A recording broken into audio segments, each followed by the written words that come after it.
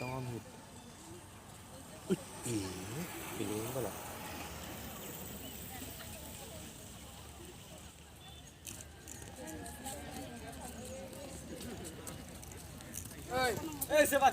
Mr. Mampus to boleh share lah tu nasi. Sir kan kalau tak kalah selan, beli ulang deh.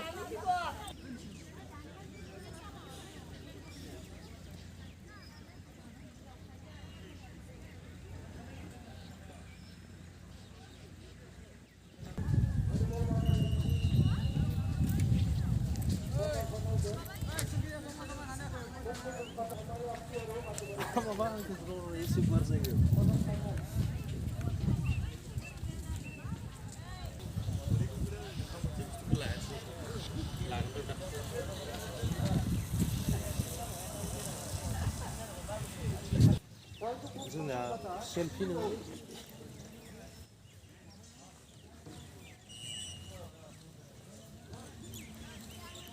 गथ'फोरखौ होयो देखो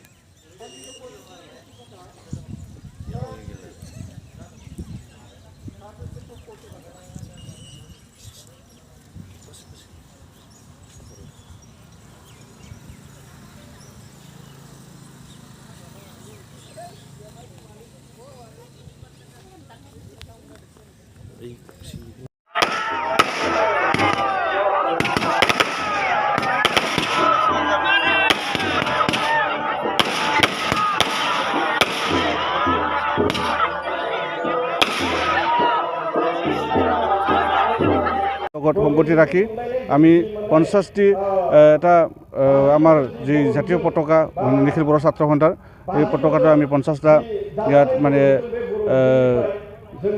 hosting কৰিছোঁ আৰু ইয়াৰ পিছত আমাৰ যি শ্বহীদসকলৰ মানে সোঁৱৰণত আমি শ্বহীদ বেদীত মাল্যাৰ্পণ কৰিছোঁ আৰু ইয়াৰ পিছত আমাৰ সোণালী জয়ন্তী আমি উদযাপন কৰিছোঁ আৰু শান্তি সম্প্ৰীতিৰ কাৰণে আমি আমাৰ যি বড়ো সমাজত বা এই অঞ্চলত শান্তি সম্প্ৰীতি আমি বজাই ৰখাৰ কাৰণে এটা শান্তিৰ প্ৰতীক হিচাপে আমি এজোৰা পাৰো আমি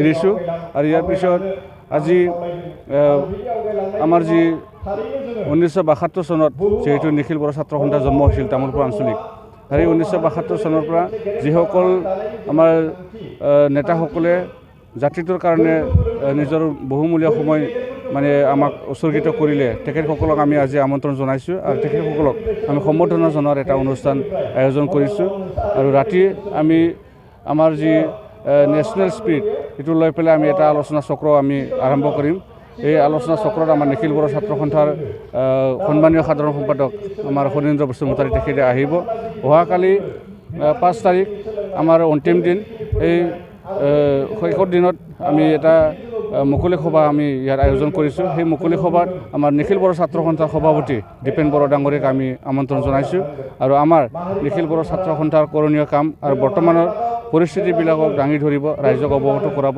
আৰু ইয়াৰ পিছত আমাৰ যি তামোলপুৰ অঞ্চলৰ যিমানখিনি জাতীয় সংগঠন আছে এই জাতীয় সংগঠনসমূহৰ আমাৰ নেতাসকলক সভাপতি সম্পাদক আমি ইয়াত আমন্ত্ৰণ কৰিছোঁ হয়তো অহাকালি যি মুকলি সভাখন হয়তো খুব মানে সফলমণ্ডিত কৰাৰ কাৰণে আমি চেষ্টা কৰিছোঁ बयनिसिमबो खुलुमनाय जासिग्रोबाय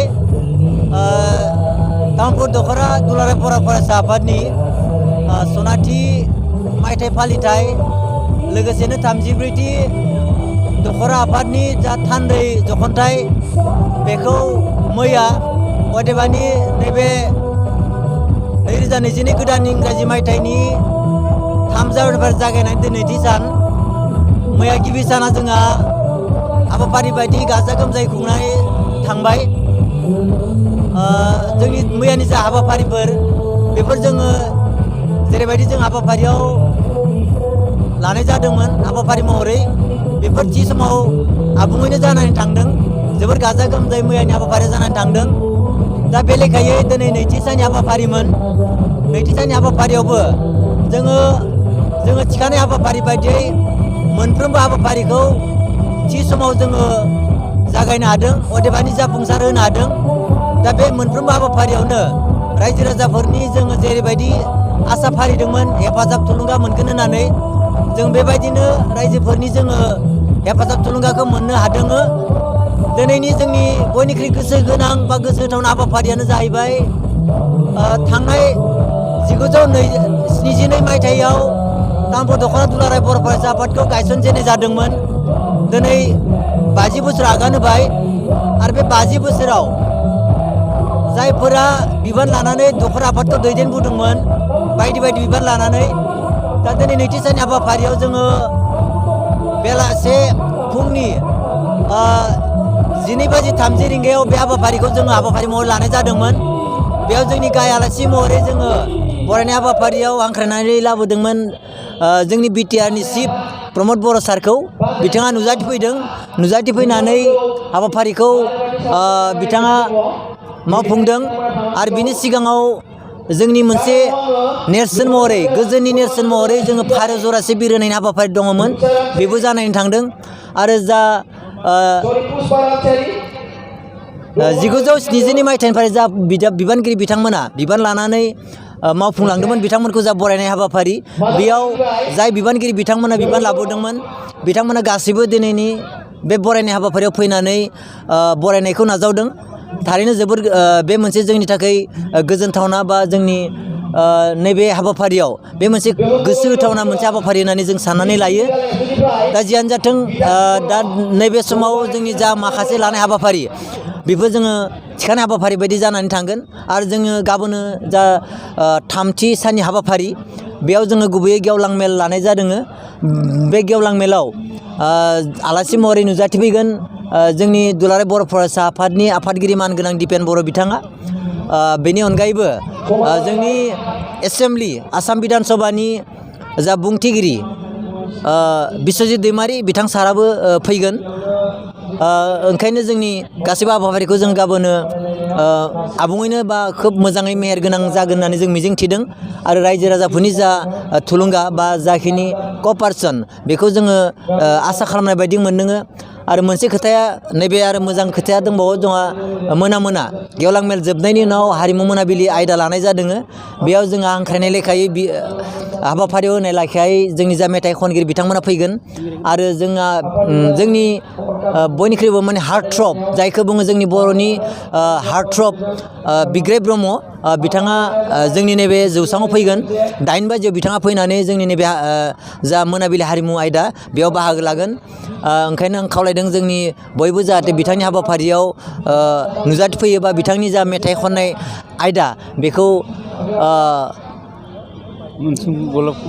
लोगोसेयावनो बिथांनि जा मेथाइ खननाय बेखौ खोनासंफैगोन बा बिथांजों सहयोग होफैगोन बेखौ आसा फारिदों। आरो लोगोसेयावनो जोंनि थिखानाय हाबाफारि बायदि मोनसोम ब्रह्म मोनसोम बर' बिथाङा फैगोन। लोगोसेनो जोङो जोंनि सासे बयनिख्रुइ सिनियर माने मोनसे समनि पपुलार आर्टिस्ट जाय बिथाङा माने रेडिअ टिभि आर्टिस्ट गलाब बसुमतारी बिथाङाबो अलरेडि जों एग्रिमेन्ट जाखाबाय बिथाङाबो मेथाइ खननो फैगोन। दा बेबायदिनो जोङो गाबोनो माखासे जोंनि गोसो गोनां बा गोसो बोगथाबनो हानाय हाबाफारि दङ। दा मोनफ्रोमबो हाबाफारिखौ जोङो आबुङै मावफुंनो थाखाय जोंनि रायद' आफादनिफ्राय जों थागथियारि आरो बेबायदिनो जोङो दिनैसिम जा हाबाफारि जालांबाय मोनफ्रोमबो हाबाफारिखौबोनो जोङो आरसिनि जा गासै बिबानगिरि बिथांमोननि सहযোगिताजों खोब आबुङैनो मावफुंलांनो हादों। आरो नैबेखौ आं आसा खालामदों जोंनि नैबे खुंथाइ बे खुंथाया रायजोनि जोंनि ओनसोलाव मोनसे मेसेज लाबोनो हादों बा गाबोनबो निस्सय बेफोर हाबाफारियाव मोनसे मेसेज थागोन। दा बिदिनो मोनफ्रोमबो हाबाफारिया जोंनि थाखाय नैबे ओनसोलनि मोनसे जारिमिनारि हाबाफारि होननानै आं सानना लायो। ओंखायनो आङो रायजो राजाफोरनि जा सहयोग नैबे मोनसे फोरबोआव बयनिसिम आं रायद' आफादनि जानानै साबायखर बावहरबाय।